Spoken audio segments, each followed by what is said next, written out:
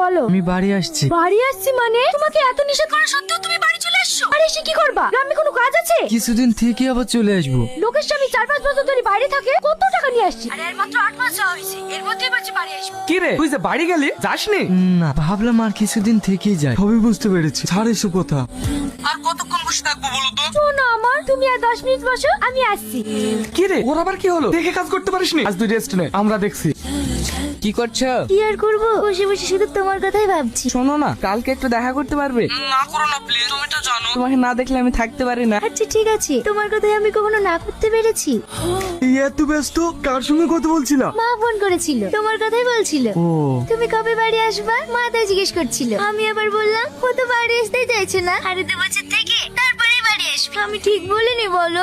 হ্যাঁ। ঠিক আছে, তোমাকে আবার কাল সকালে উঠে কাজে যেতে হবে, শুয়ে পড়ো, রাখছি। হ্যাঁ ও গো, এই নাও তোমার টাকাটা। তুমি আমার কি উপকারটাই না করলে। ছাড়ো তো, তোমায় আমি ভালোবাসি, তোমার উপকার করবো না তো কার করবো? আমি জীবনে অনেক পুণ্য করেছি, তাই তোমার মতো একটা মনে মানুষ পেয়েছি। আমি ওগো, আমি তোমায় অনেক ভালোবাসি।